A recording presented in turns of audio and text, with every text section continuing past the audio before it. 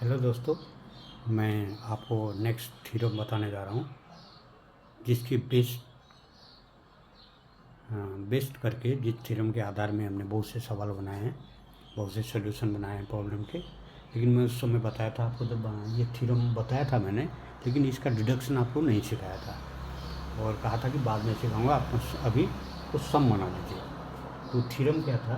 Theorem number 2 है, the number of permutation of A set of n objects taken all at a time. If P objects are one type, Q objects are second type, R object are third type, S object are fourth type and so on.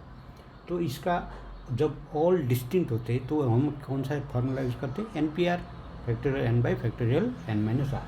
तो यहाँ तो सभी object या distinct नहीं है, कुछ object P type है, कुछ ऑब्जेक्ट Q टाइप है, कुछ R टाइप है, कुछ S टाइप है। तो इसका फार्मूला मैंने आपको बताया था, factorial n by factorial P inter Q factorial R, और कुछ आइटम है मान लो S टाइप, तो S एंड सो वन आगे भी होंगे, और rest are distinct.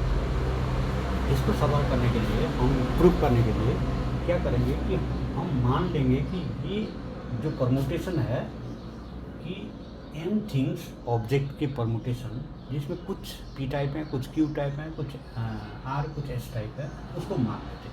Late the required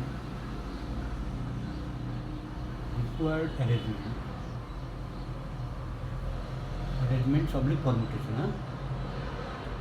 permutation be X, हमने इसका आंसर मान लीजिए x होता है। तो हमको क्या करना, प्रूव करना क्या है? x इक्वल टू, जिसको प्रूव करेंगे। तो देखिए सेकंड लाइन में क्या लिखेंगे? If all p objects, please नहीं लिखेंगे, all p objects be distinct, अगर ये पूरे सभी p जो होंगे, p ऑब्जेक्ट्स डिस्टिंक्ट होते तो उनको हम कैसे अरेंज कर सकते थे? These can be arranged in factorial POA। उसी तरह से यदि Q भी डिस्टिंक्ट होते, if similarly if all Q objects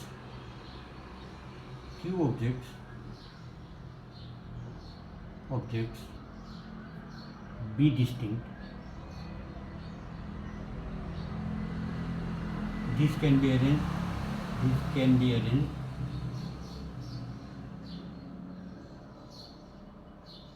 in factorial QA. Similarly, if all R objects be distinct, these can be arranged in factorial R way. अब देखिए, similarly if all the S objects be distinct, this can be arranged factorial S way. अब देखिए यहाँ एक चीज़ दिखाता हूँ मैं, अगर ये मेरे पूरे n के n डिस्टिंक्ट होते तो इसका अरेंजमेंट मैं कैसे करता? NPN equal to factorial n। अब मैं जब ये डिस्टिंक्ट नहीं है, अलग अलग टाइप के हैं, उसका सॉल्यूशन मैंने कितना माना? x माना। x के साथ यदि मैं ये जो अलग अलग टाइप के थे उनको यदि डिस्टिंक्ट होते तो इतने तरह से अरेंज कर सकता था। अर्थात पूरे प्रॉब्लम को मैं वन पार्ट में, सेकंड, थर्ड, फोर्थ, फिफ्थ, अर्थात यहाँ हम कौन सा यूज़ कर सकते हैं कि इनका जो मल्टीप्लिकेशन होगा वो किसके बराबर होगा?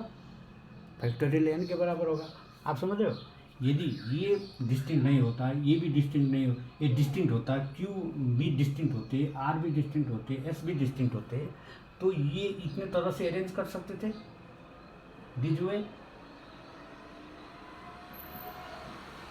इतने तरह से हम अरेंज कर सकते थे इनको, डिस्टिंक्ट नहीं होते तो।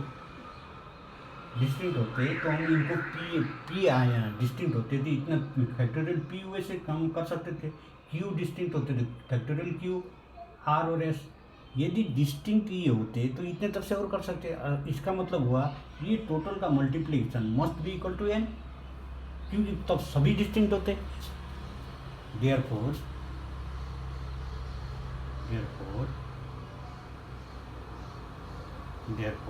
the product of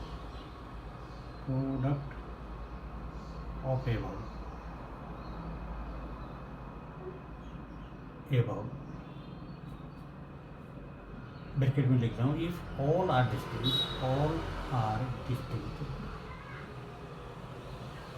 distinct must be equal to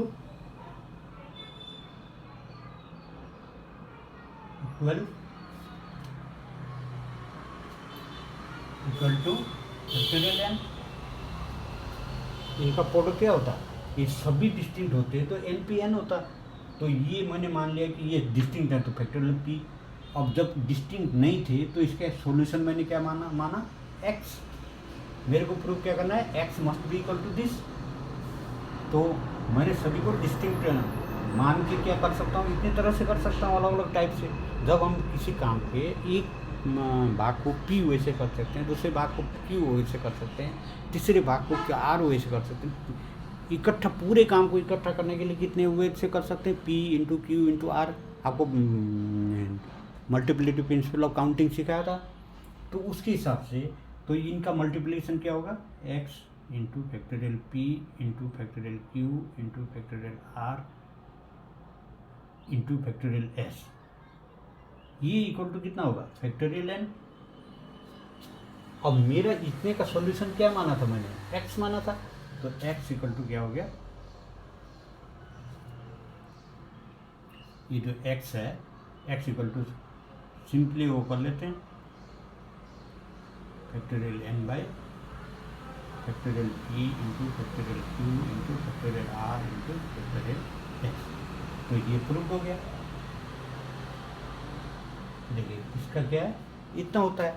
मैंने पहले क्या किया, पूरे का सॉल्यूशन क्या है मेरा, एक्स मान।